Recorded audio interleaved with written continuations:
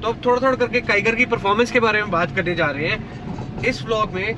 तो सबसे पहले जो लोग ये कहते थे कि पहाड़ों के लिए ये गाड़ी बनी है या नहीं बनी है, मैं आपको बता दूं घना अंधेरा होना शुरू हो चुका है और थोड़ी सी लाइट जलाते हैं। देखो हाँ हाँ हाँ हाँ,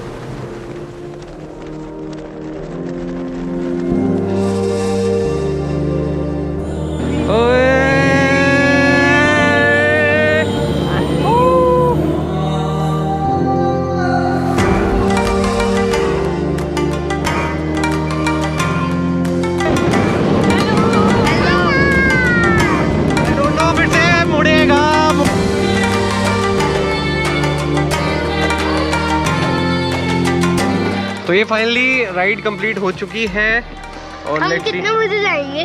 बस जाएंगे जाएंगे जाएंगे। चलो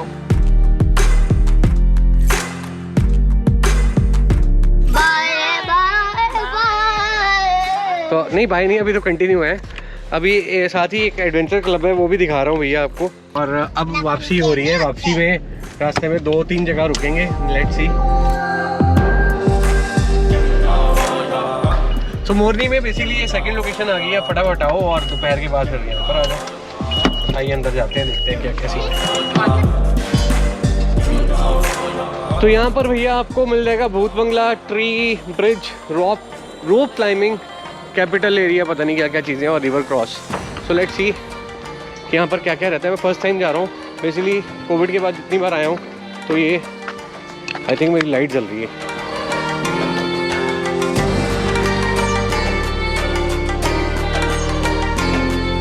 तो एडवेंचर क्लब की एंट्री है भैया, आगे आगे चलता हूँ मैं। ओ हो, तो ये यहाँ पर शीशे, ओहो मैजिक मिरर्स। अच्छा कहाँ? ये उल्टा, मैं भी उल्टा दिख रहा हूँ। अरे वाह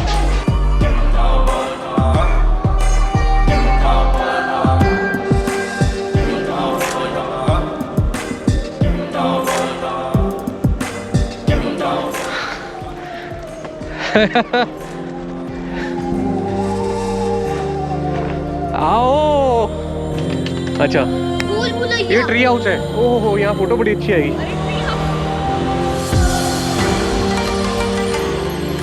तो यहाँ पर आ गया, क्या आ गया? भूल भुलैया। चलिए भूल भुलैया के अंदर चलते हैं। यहाँ ऊपर से ऐसे दिखता है।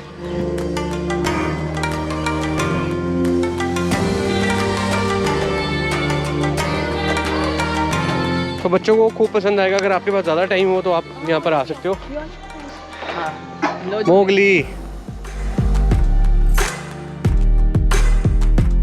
Very good Navanya, keep it up बेटा। ओए भाई साहब, वेरी गुड वेरी गुड। तो ये युवान ने तकरीबन 30 फीट ऊंची दीवार चढ़ रही है और ये अब आ रहे हैं वापस। और नवन्या 5 फुट ऊपर चढ़ के आई है। तो भैया निकल पड़े हैं एडवेंचर क्लब से और अब एक बार फिर से आपका स्वागत है कार की बात में। और आई होप आपने लास्ट व्लॉग एंजॉय। ओहो हो, चढ़ गई स्लोप चढ़ी है अभी, ठीक है जी। और अब कर रहे हैं भैया वापसी चंडीगढ़ की। अब आएगी चढ़ाई 8 किलोमीटर की पहाड़ों के बीचों बीच। तो कैसी गाड़ी चल रही है बाद में बताऊंगा। 38.2 किलोमीटर चल रही है। अब चढ़ाई चढ़ने के बाद आपको मैं बताऊंगा कि भैया इसमें सफ़र कैसा रहा। बज चुके हैं 5:11 और होने वाला है थोड़ी देर बाद अंधेरा।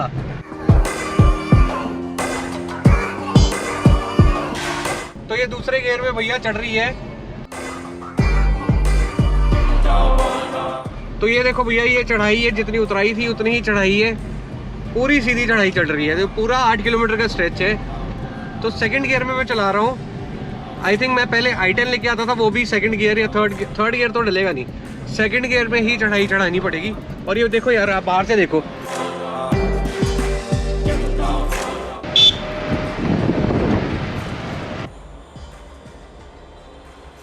तो आरपीएम है 2500 और गियर है दूसरा इस चढ़ाई के लिए।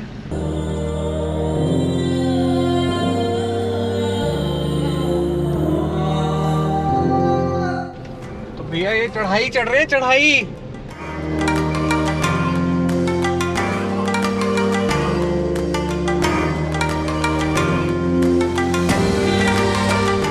तो भैया ये पहाड़ों में, वो ऊपर पहाड़ी में जाना है हमें। और यहाँ पर अभी क्या है कि एक स्लोप ऐसा आया था जिसमें मेरे को फर्स्ट गियर डालना ही पड़ा, अदरवाइज दूसरे गियर में स्लोप्स अभी नॉर्मली चल रहे हैं। 2000 से 2500 आरपीएम पे चला रहा हूँ और फ़िलहाल कुछ इस तरह की राइड रही है, लेकिन इस पर स्लोप्स काफ़ी स्टीप भी आ रहे हैं, ऊपर चढ़ने वाले स्लोप्स भी आ रहे हैं फ़िलहाल, क्योंकि हमें वो टॉप पे जाना है। ठीक है, 20, 21, 22, 23, 24, 25 इस तरह की स्पीड पे चल रहे हैं। 42 किलोमीटर चल चुकी है गाड़ी।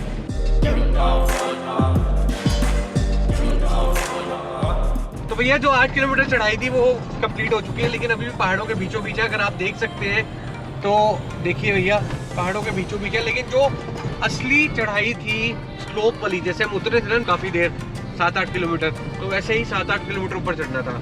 तो अब थोड़ा थोड़ा करके काइगर की परफॉर्मेंस के बारे में बात करने जा रहे हैं इस व्लॉग में। तो सबसे पहले जो लोग ये कहते थे कि पहाड़ों के लिए ये गाड़ी बनी है या नहीं बनी है, मैं आपको बता दूं, मेरे पास पहले थी i10 स्पोर्ट्स मॉडल, ठीक है जी, वो मैं यहाँ पर कई बार लेके आया हूँ, इसी सड़क से मैं कई बार टिक्कर तार गया हूँ, लेकिन उसमें और इसमें कंपैरिजन अभी पहले कर लेते हैं, क्योंकि वैसे अगेन आप बोलोगे भैया उसका कंपैरिजन इसके साथ क्यों कर रहे हो, मेरे को मालूम बहुत सारे क्वेश्चंस आते हैं, बट मैं खुद का कंपैरिजन ही करूँगा जो गाड़ी चला रहा हूँ। तो वो जो गाड़ी चलाता था उस गाड़ी में थोड़ी सी दिक्कत ये आती थी कि कई बार स्लोप्स में मेरे को बहुत ही ज़्यादा स्लो करना पड़ना, जद्दोजहद करनी पड़ती है और कंफर्ट भी नहीं रहता था। इस गाड़ी में खास बात है कि कंफर्ट तो है ही है, बहुत ही तगड़ा कंफर्ट है, और उसके साथ साथ अगर बात करें लैंड्स में, मतलब प्लेन्स में, तो बहुत अच्छी चलती है।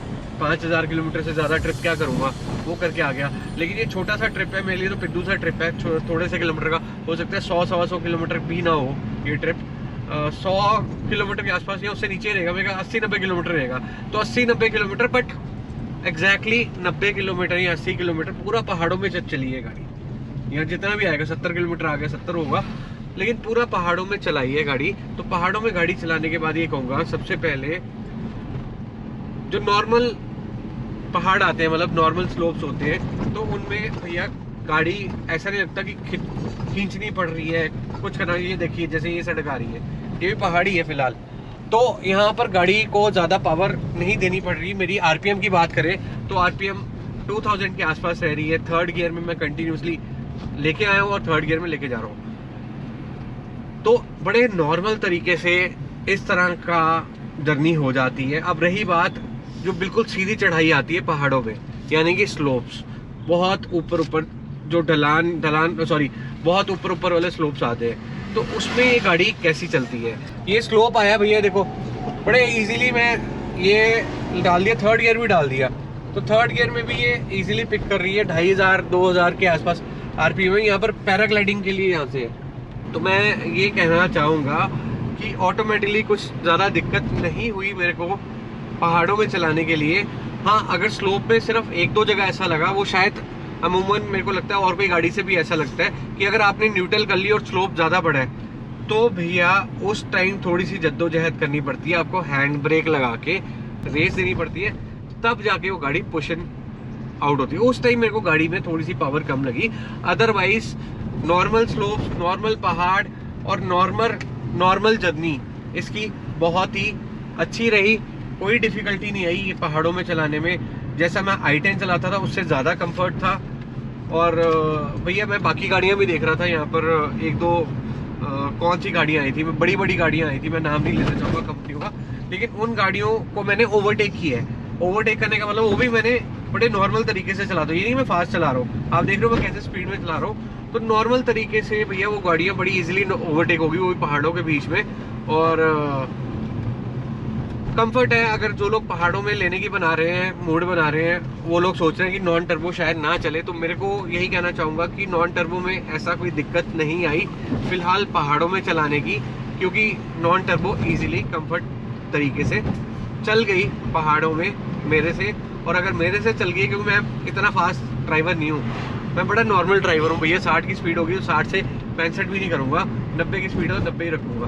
तो उस तरह का ड्राइवर हूँ और बड़ा ही अच्छा लगा इस गाड़ी को इस तरह के पहाड़ों में चला के। और जल्दी एक बड़ा ट्रिप मैं सोच रहा हूँ कर ही दूँ एक आधा पहाड़ों का। आप बताइए कि कहाँ का ट्रिप होना चाहिए पहाड़ों का। अभी तो नहीं करूँगा, रिसेंटली नहीं करूँगा, लेकिन एक लंबा ट्रिप मैं करना चाहता हूँ जहाँ पर असली गाड़ी की परफॉर्मेंस पता लगे। ये तो छोटा सा ट्रिप है जस्ट टू चेक कि भैया ये गाड़ी चल भी पाती है। मैं यहाँ हमेशा मेरे को रेस ही दबा के चलानी पड़ेगी, टक टक टक टक करके रेस खींच के चलानी पड़ेगी। वैसा कुछ नहीं है, बड़े स्मूथली चलिए। देखो यार सड़क में बड़ी मलाई की तरह चल रही है, मलाई की तरह चल रही है बढ़िया पहाड़ों में, कोई ज़्यादा डिफिकल्ट नहीं आई। तो जो लोग नॉन टर्बो भी ले रहे हैं तो नॉन टर्बो ले सकते हैं, लेकिन अपने रिस्क पे भैया, मेरे रिस्क पे नहीं। मैं अपना ही एक्सपीरियंस बता सकता हूँ, मैं किसी के ऊपर बोझ नहीं बन सकता। और मेरे कहने पर अगर कोई गाड़ी ले ले, मैं अपना ये बता रहा हूँ कि मेरे को कोई डिफिकल्टी नहीं आई।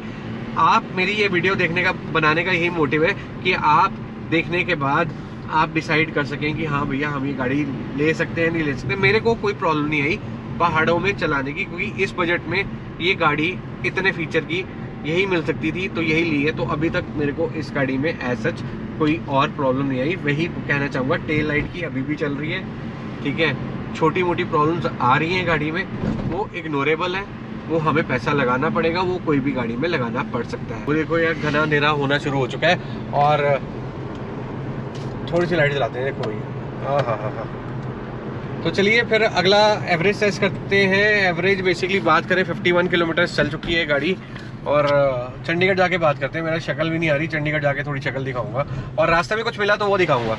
चलिए तो फाइनली भैया सफ़र ख़त्म हो चुका है। अगर बात करें तो 75.8 किलोमीटर पूरा पहाड़ का सफ़र शुरू हो जाएगा। यहाँ से इधर को जाएंगे तो पंचकुला और चंडीगढ़ आ जाएगा। थोड़ी ही दूर नाडा साहिब गुरुद्वारा है। और अब माइलेज की बात चल रही थी तो माइलेज भैया कितनी दी है गाड़ी ने वो दिखा देते हैं आपको। फ्यूल यूज हुआ है 5.2 लीटर और 78 पॉइंट समथिंग चले। और ये भैया माइलेज दे रही है 14.5 किलोमीटर पर लीटर के हिसाब से, which is again very good. Because एक तरह का पहाड़ चलना और उतरना उसके 14.5, यानी कि अगर हम 1 पॉइंट कम कर दें, अगर टैंक टू टैंक भी करते हैं तो आती 13.5। लेकिन हम आज चल रहे हैं मीटर के थ्रू, बिकॉज अब हम नहीं करते टैंक टू टैंक बहुत सारी माइलेजेस कर चुके हैं। अगर आपने भी वो माइलेज की वीडियोस देखनी है तो आप कहाँ देख सकते हैं भैया, मैंने लिंक डिस्क्रिप्शन में दे दिया है, या फिर इसी चैनल पे बहुत सारी वीडियोस है, आप देख सकते हैं। तो बस कार की बात में ये कहना चाहेंगे, पहाड़ का सफ़र रहा बिंदास ऑन काइगर नॉन टर्बो, कोई दिक्कत नहीं है, ले आओ चला लो पहाड़ में जो मेरे को नज़र आया। आप बाकी आपकी मर्जी है, आप भी एक बार टेस्ट ड्राइव करके देखें, मेरे को कोई दिक्कत नज़र नहीं आई। 14.5 की एवरेज दे दी है। और भैया 3 पॉइंट थे, 3 पॉइंट से ये देखो ये पेट्रोल के 1 ही पॉइंट कम हुआ है, वो भी आधा पहले से कम था। तो गुड है, गुड गोइंग। एंड चलते हैं अब चंडीगढ़ चलते हैं और एक और कार के ब्लॉग में मिलेंगे। भैया सब्सक्राइब कर दो, जो लोग देख रहे हो नए जुड़े हो, थोड़ी सी मोटिवेशन मिल जाती है। कुछ नहीं आता, एक छोटा सा बटन है उसको टक करके कर दीजिए और बेल नोटिफिकेशन ऑन कर लीजिए ताकि वीडियोज़ आए और वीडियोस आप लोग देखें। और हाँ, गलतियाँ हो जाती हैं, इस बंदे से डांटा मत करो, सिर्फ बताया करो कि हाँ भैया ये गलती कर दी, कोई बात नहीं, गलतियाँ सब करते हैं। मैं भी सीख रहा हूँ यार, आप लोगों से सीख रहा हूँ और किसी से सीख नहीं रहा। तो आज के ब्लॉग में बस इतना ही, फिर होगी मुलाकात एक और ब्लॉग में। तब तक देखते रहिए कार की बात मुनीश के साथ। बाय।